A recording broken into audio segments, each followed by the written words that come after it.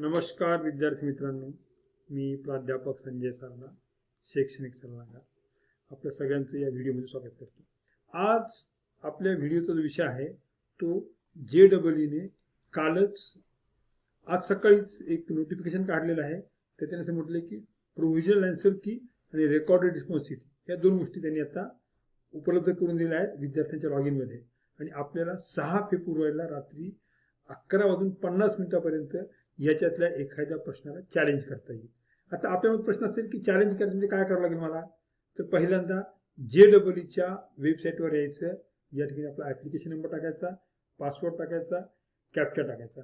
इतकं सगळं टाकलं की आपलं होम पेज ओपन होईल. या होम पेजवर आपल्याला इथे बीटेक व्ह्यू क्वेश्चन पेपर दिसते. व्ह्यू किंवा चॅलेंज आन्सर की इथे दिसते. आता आपण इथे क्लिक केलं की आपल्याला एक विंडो ओपन होईल, ज्या विंडोमध्ये आपल्याला मिळालेला प्रश्नपत्रिका आणि आपण दिलेली उत्तर ह्या दोन्ही गोष्टी दिसतील. ठीक आहे.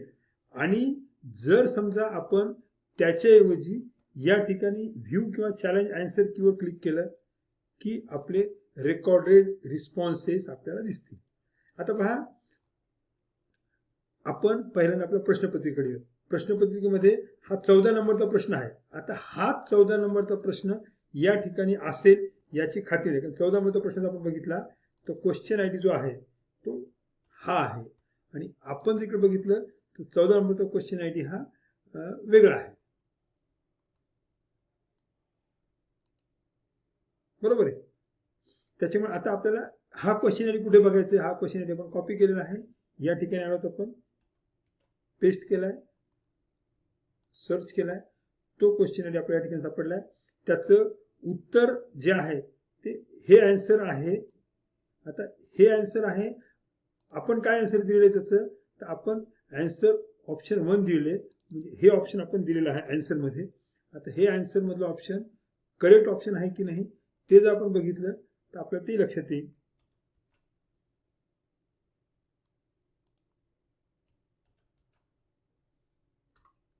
तर ते ऑप्शन हे दिलेलं आहे, करेक्ट ऑप्शन ते आहे. त्याच्यामुळे आपल्याला असं म्हणता येईल की आपलं हे उत्तर बरोबर आहे. या पद्धतीने इकडचा एक एक क्वेश्चन आयडी घ्यायचा, त्या क्वेश्चन आयडीचा आपण काय आन्सर दिले ते बघायचं, त्याचं खरंच आन्सर काय आहे ते बघायचं, दोन्ही टॅली करायचं. आता आपल्याला असं वाटलं की ह्याच्यातला हा जो क्वेश्चन आहे ह्याच्यातलं जे ऑप्शन त्यांनी दिलेलं आहे त्यांनी असं म्हटलेलं आहे की धिस ऑप्शन इज करेक्ट. आपण ऑप्शन सी म्हणायचं नाहीये, ऑप्शन आयडी बघायचं आणि आपण म्हणायचं की हे बरोबर नाहीये, त्याच्याऐवजी हे बरोबर आहे किंवा त्याच्याऐवजी हे बरोबर आहे किंवा दोन्हीपैकी एक बरोबर आहे, म्हणजे आयदर दिस और नन ऑफ दिस असं दोन्हीपैकी एक आहे. तर आपण त्याला टिक करू शकतो आणि अशा पद्धतीने टिक करून आपण ॲट द एंड येऊन आपले क्लेम सेव्ह करू शकतो. क्लेम सेव्ह केल्यानंतर आपल्याला पुढे जाता येईल. आता आपण ओके केलं की तो आपल्याला सांगतो की तुम्ही इतके क्लेम सेव्ह केले आहेत.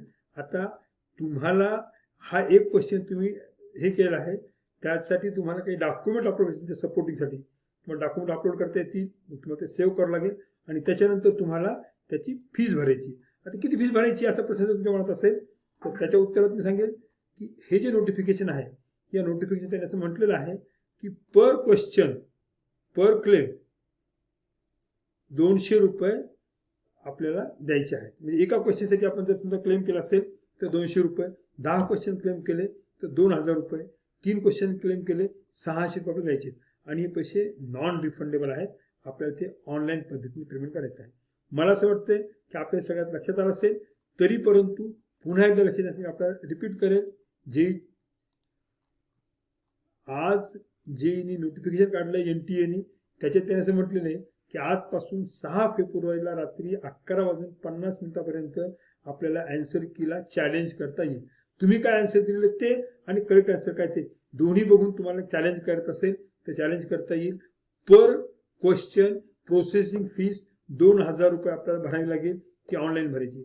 कसं करायचंय तर JEEच्या साईटवर यायचंय, आपला क्वेश्चन ॲप्लिकेशन नंबर पासवर्ड टाकायचा आणि लॉग इन करायचं. लॉग इन केल्यानंतर काय होईल तर आपल्याला अशा पद्धतीने आपलं होम पेज दिसेल. या होम पेजवर तुम्ही व्ह्यू क्वेश्चनवर क्लिक केलं की तुम्ही भरलेला जो तुम्ही आन्सर केलेला जो क्वेश्चन पेपर आहे तुमचा स्वतःचा ओरिजिनल क्वेश्चन तुम्हाला ठिकाणी मिळेल. हा क्वेश्चन तुम्ही बघा. याच्यात त्यांनी तुम्ही जे उत्तर दिलेलं आहे ते त्यांनी दाखवले. हा क्वेश्चन आयडी सिलेक्ट करा, या ठिकाणी या व्ह्यू चॅलेंज क्वेश्चनवर क्लिक करा, तुम्हाला सगळे क्वेश्चन्स आयडी दिसतील. क्वेश्चन आयडी सर्च करा, त्याचं उत्तर तुम्ही काय दिलेलं आहे, NTAचं काय ते बघा.